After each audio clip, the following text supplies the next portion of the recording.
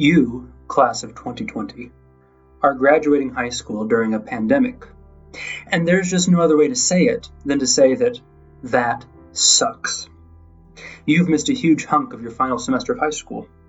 You didn't get to go on your senior trip with me, and I think I was just as much looking forward to it as you were. You've missed the banquet, the lock-in, and the musical. And then, like salt in an open wound, you'll have to graduate online.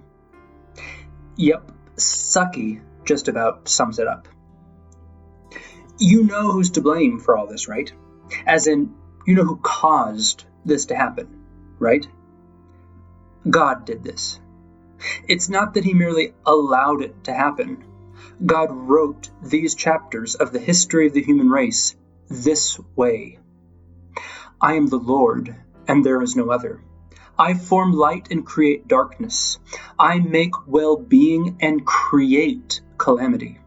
I am the Lord who does all these things. Isaiah 45, 6-7. And God cast you as characters of this great play called life to enter the stage at this particular moment in history and to graduate right here and right now, and he did it purposefully. In your book were written every one of them, the days that were formed for me, when as yet there were none of them. Psalm 139:16. That includes every last day of the second semester of your senior year. And it includes every last day that God so chooses to allow you to get out of bed in the morning. We must wrestle with whether or not we're okay with that arrangement. The arrangement being that God is God and we are not. He's the author holding the pen. And while, yes, I believe he's the kind of author who interacts with his characters, in the end, he chooses to write each scene as he sees fit. And he doesn't need any writing tips or advice from us, as Romans 11:34 makes crystal clear. Who has known the mind of the Lord? Or who has been his counselor? Answer, no one. Ever. He simply doesn't need help running his universe. The question simply comes down to whether or not we're willing to accept that. Jesus taught us to pray this way. Our Father in heaven, hallowed be your name. Your kingdom come, your will be done on earth as it is in heaven. Matthew 6:9. Most of us can quote the entire prayer, but do we really want the desires expressed in that prayer? Do we really want God's will to be done, even if that means a complete derailing of our will? Do we really think that God's plan is better than whatever we might come up with? Even if his plan doesn't come with any explanations, and he never feels the need to inform us of what's going on.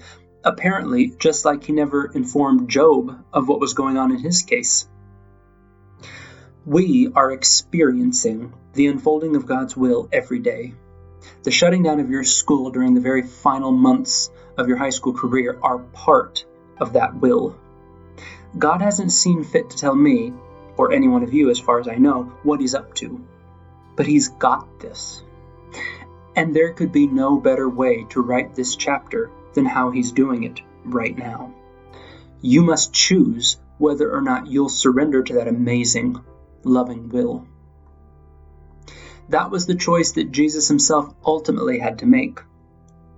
He genuinely didn't want to experience the pain and suffering and separation from his Father that he knew it would cost him to save the world. He asked God if there wasn't any other way. And what did he say next? Nevertheless, not my will, but yours be done.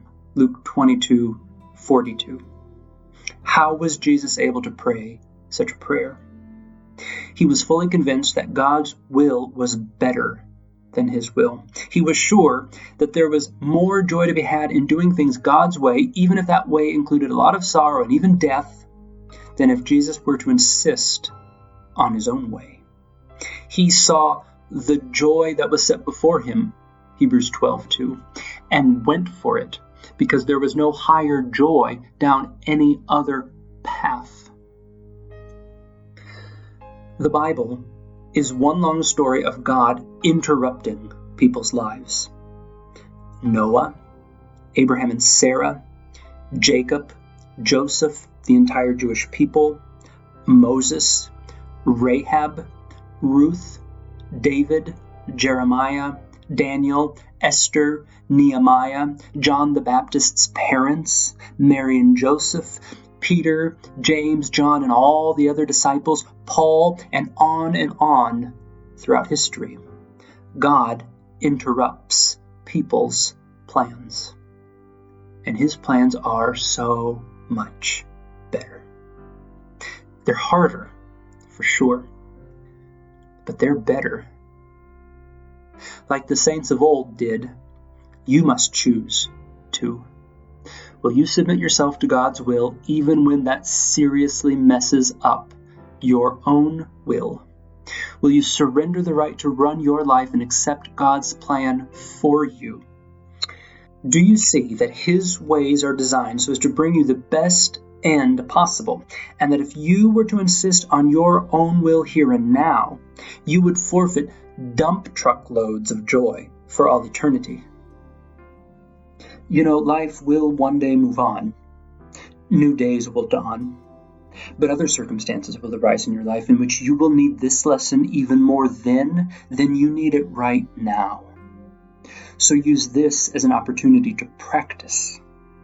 Practice thanking God for disrupting your plans, and practice trusting that there could be no better way for you. You're going to need to believe that until the very day you die. There's a lot we can learn from this pandemic.